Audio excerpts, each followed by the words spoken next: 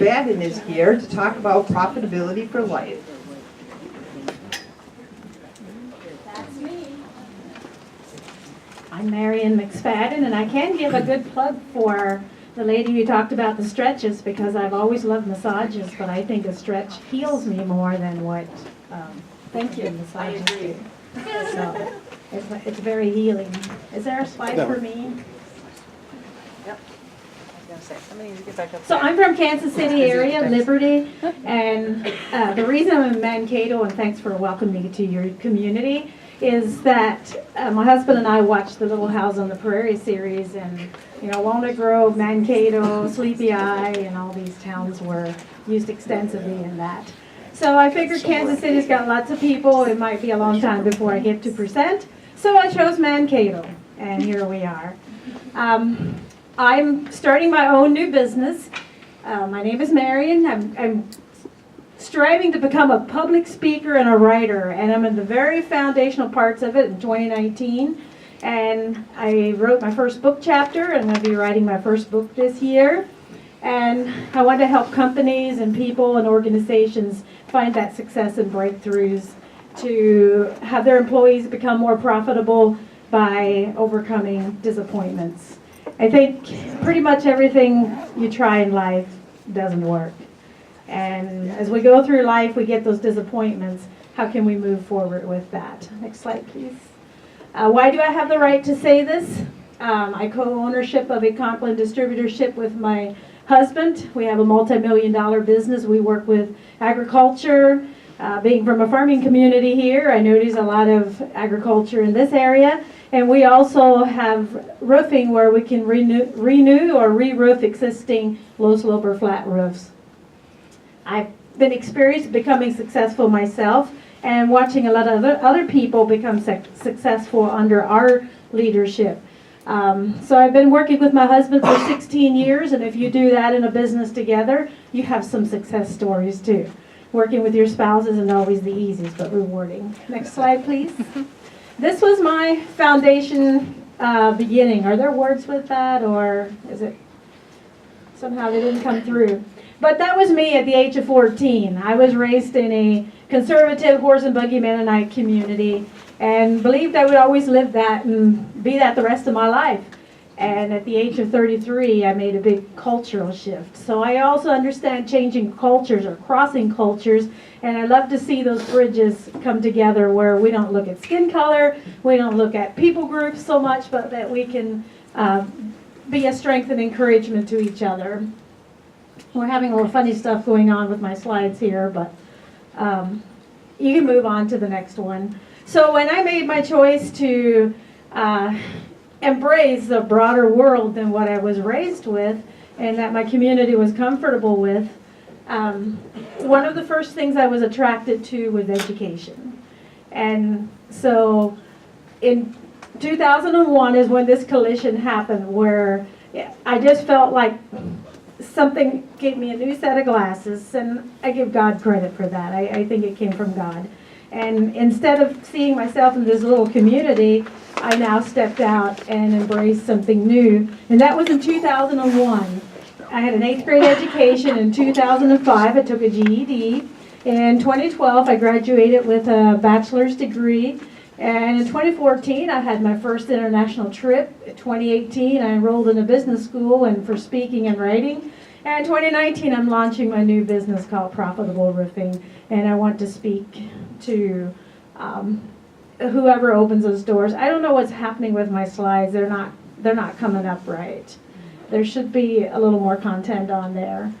But so I'm guessing a little bit on what some of these things are. Maybe go to the next one. The words look. There it is. Oh, it's breaking Yeah. in half. Yeah, it's just bringing in half of it, I think, is what's happening.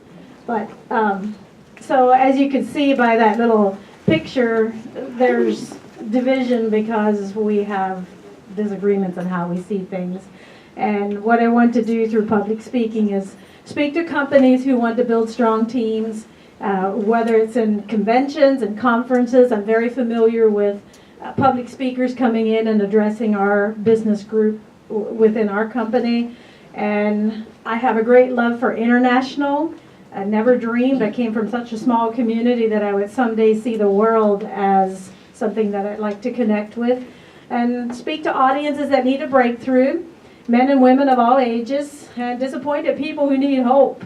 And I read some statistics that there are many depressed people.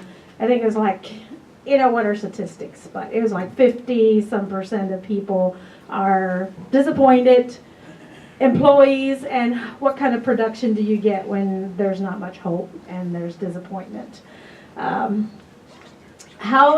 This is so crazy. My little side notes aren't here, but how am I going to grow my new business, this new 2019 speaking business, is by local events, getting involved in my area in Kansas City. You probably won't see me again in Mankato, but again, thank you for allowing me to be here. If I can find for places to speak for free, I probably would, just to get my experience. Pay to speak if I need to do that on sponsorships. I want to build a reputation where people might refer me. I'm going to pray for those open doors and for those opportunities, and of course get my name out by social media and internet and ask. So I'm going to ask you guys, and at the end of the presentation, if you could recommend me for some places to speak. Yeah, please. Speaking to the one or the thousands, organic growth. Already I'm very busy with the business that we have, but writing and speaking, just I think I've got a message in there. And when I was working with Jennifer, I just wanted to give my keynote. I didn't want to do this. I just wanted to say what I wanted to say. So there's so much in me, and I'm doing this business training, and they say, Marion, a lot of people have to find more to say. You have to find less to say. So this is kind of an awkward presentation for me because this is not what I want to talk about. I really want to talk about the things that have helped me overcome. So if I can phase into, in 5 years from now, be speaking for $5,000, $10,000, I would like to do that. And you know, there's people that get paid more, and if I ever could do that, it sounds so unreal, but what if I could? So I'm going to also be open to speak to the nations. And here's some of my key little things that I think would help any organization or any individual in here. Even if you want to grow beyond where you are, how do you do that? And by asking, seeking, and knocking. And education, like you can see, somehow when I got an opportunity for more education, I was attracted to it. I'm learning another language. Started that 2 years ago. And I started music, took music classes a couple years ago. So I think anything that we can activate our brain cells, be around other people who are creative, and seek. You know, if we never stop seeking, we will keep on growing. If you have good content coming in, I mean, I learned a lot from Teresa here. You know, it was very inspiring to watch her success story of overcoming and what you do now to help others. And I think that's what happens when we get helped. Then we just want to turn around and help others. So that is a great thing to do. And it's amazing to me that when the student is ready, the teacher will appear. So to you college students, you younger people in here, keep seeking. Take advantage of this wonderful opportunity that you have for education right now. And then never stop learning.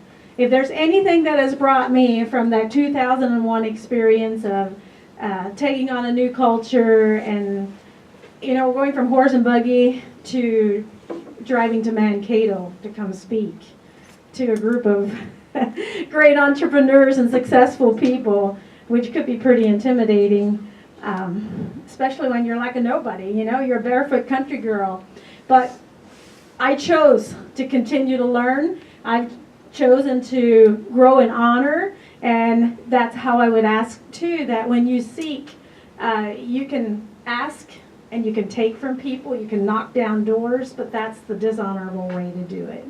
So if you can ask in honorable ways, ask those who've gone before and become successful, you will become successful, too, if you keep on learning and growing. Learn to notice others. I came from the side that always felt like nobody likes me, nobody notices me, nobody doesn't want to hear what I have to say. And then there's people who say, hey, look at me, pretty good, hot stuff. And both of them are selfish. So if you can take your eyes off of that selfish part and notice other people. When you walk into a room, when you talk one-on-one, how refreshing is it when you talk to somebody and they actually care about you and they notice you? That's very refreshing. And we get to choose that. Who are we going to notice, ourselves or other people? And freedom comes to those who are willing to pay the price. Don't be afraid to try again, because we all do have those disappointments. My life has not worked out the way that I thought it would. I've had a cajillion disappointments from 2001 when I first thought, got it. I got a fresh lease at life. I can make a lot of good choices, but they didn't all work out the way I hoped. But I wasn't afraid to live again, to try again, and you live dream. This is my picture from Gimmelwald, Switzerland area, way up in the Alps. I took a Google Earth view and found a little town as far up as I could find.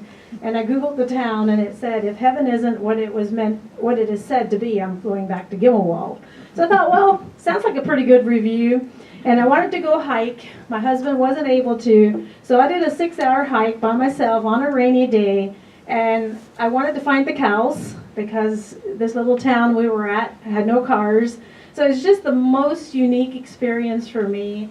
And I just want to say a lived dream is so much fun than when we get discouraged and forget to move forward. This is my brand new website. It is being worked on at the moment, and it's going to be available soon. But you can also find me at marionmcfadden@gmail.com.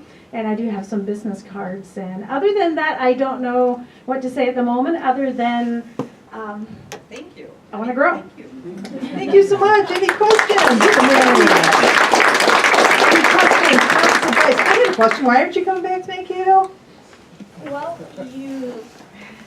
you haven't shown me Paul Ingalls yet. I'm looking for Paul Ingalls. Oh, pie. Well, I'll take you down a trip of Walnut Grove. I have no problem with that. We can go find pie. I could talk for a little while, but it sounds like you have 5 years to reach a goal of making $5,000 to $10,000 in speaking engagements for each engagement. Yeah. I think your best avenue to start on is going to be LinkedIn. Go on LinkedIn, give tidbits of advice, write articles on LinkedIn, connect with people who are business leaders, and just grow your content, give content, serve, and really hit it. LinkedIn has a huge organic traffic size right now, and everything's seen a lot. The connections for you on there will be priceless in the long term if you have 5 years to build your network and really work your content and what you're teaching people and serving others. I think that'll be huge for you. I need to echo that, because the information that's out there right now, not only is what she's saying true, it's also extremely cheap. So if you want to market on LinkedIn and also Instagram, every dollar you spend on there is going to go 100 times farther than any other medium that you're on. So if you're out there posting videos of you doing stuff like this, have somebody next time you're speaking, take a video of this, do another one, take that video, and then post it everywhere. The amount of reach you get is going to be unparalleled to anywhere else. Try that. I appreciate that. Spectacular. Comments, questions, advice, help, thoughts? All right, we got one in the back. Here I come.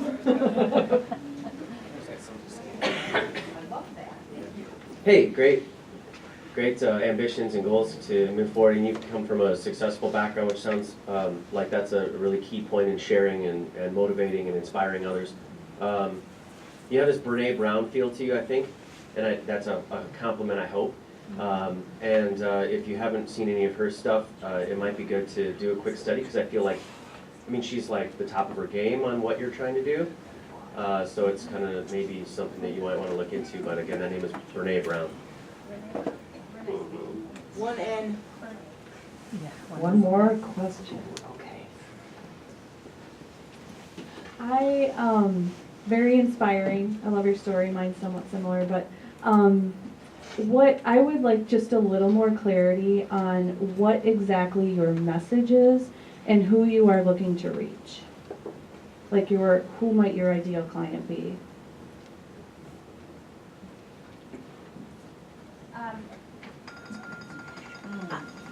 I come from a business world, so I think about business organizations. It could be a network marketing company that does conventions, or it could be a local business that brings people together and they bring in an outside speaker.